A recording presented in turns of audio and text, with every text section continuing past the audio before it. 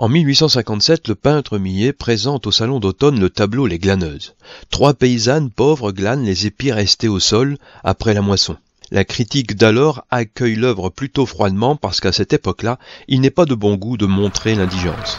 Un peu plus de 150 ans plus tard, même si l'intérêt économique est toujours présent, glaner n'est plus l'apanage des pauvres.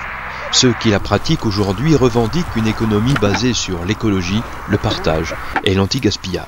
Je suis président de l'association Menhir-Marfan. En fait, c'est une association qui aide les gens en difficulté financière et en handicap. Ceux qui sont en fauteuil roulant ne peuvent pas venir glaner, par exemple. Mon petite compensation, c'est de leur ramener les pommes de terre pour leur faire des économies financières, simplement. D'accord, donc vous venez passer votre temps? Je passe mon temps pour d'autres, ouais, tout à fait. C'est sympa, ça. Il y en a qui font d'autres choses, moi, voilà, j'aide mon prochain comme je peux. Aider son prochain, Jérôme n'est pas le seul sur ce champ. On ramasse pour les SDF. Voilà, pour les SDF de Dunkerque. Voilà. Oui, voilà. Ah, c'est pas pour vous? Non, c'est pour la maraude. Oui, c'est pour la maraude demain. D'accord, alors qu'est-ce que vous allez faire avec? On fait un ragoût de... C'est un raton, comme ils appellent ici en Dunkerque. Un raton. Avec de la viande, des pommes de terre et des haricots. Voilà. Et après on distribue aux SDF. À 80 SDF de Dunkerquois. Glaner tient donc là son caractère solidaire et ce n'est pas Vincent de Zitter, l'agriculteur, qui dira le contraire. C'est lui qui localement a relancé cette pratique très ancienne à une époque où les ménages souffraient d'aléas économiques difficiles. Ça fait 8 ans que je suis en partenariat avec des maisons de quartier. Donc j'ai commencé il y a 8 ans avec la ville de Grande-Synthe qui viennent par petits groupes.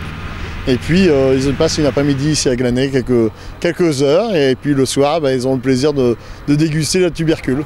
Nécessité et joie peut-être aussi d'une activité au grand air font loi, le glanage intéresse de plus en plus de monde.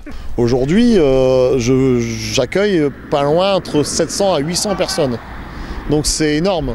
Quand j'ai commencé il y a 8 ans, j'avais 45 familles. La deuxième année j'en avais 85.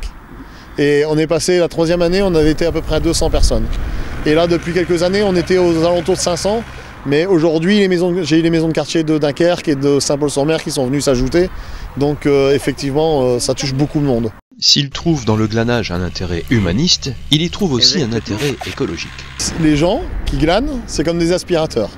Ils nettoient complètement le champ, ce qui va permettre plus tard, dans la suivante des cultures, quand je vais semer, par exemple ici ça va être un blé, et le tubercule va ne pas repousser. Donc je devrais utiliser moins de produits phytosanitaires sur la suivante des récoltes. Glaner pour certains, c'est aussi un peu comme un pèlerinage, un retour à la terre pour se souvenir que nous sommes tous à un moment ou à un autre issus du monde agricole. Chaque année, quand le moment des pommes de terre arrive, une fois que le tracteur est passé, je viens glaner des pommes de terre. Là, j'ai 2 seaux de pommes de terre, donc ça permettra d'améliorer l'ordinaire, de faire de la purée, de faire du potage. Hop. Alors, combien de patates? Oh, moins de 50 de kilos quand même. Pour d'autres, c'est l'occasion de manifester. Le glanage connaît aussi ses mouvements sociaux. Cette année, c'est la grève 2019 des glandeurs et de patates. Parce qu'on vient à chaque fois sur le champ Gaston et on n'est jamais payé. Alors on a décidé de faire grève sur le tas, directement. Et puis il n'y a pas de ces engagements. Normalement, ils devaient fournir le matériel. On n'a rien. Les boissons ne sont pas là. Il arrive en retard. On devait profiter d'un buffet campagnard. Il a occulté le buffet campagnard. On n'a même pas eu à manger à midi. Pas à manger à midi. Non. C'est inadmissible. Et puis, on remarque qu'au fil des années, la terre est de plus en plus basse. Ouais. Et ça, c'est une constatation. Ouais, et là, c'est pas possible. L'humour avait donc aussi sa place près des routes de pommes de terre qui auront le bon goût de l'effort, de la solidarité, du partage et de l'amitié qui régnait sur le champ cet après-midi-là.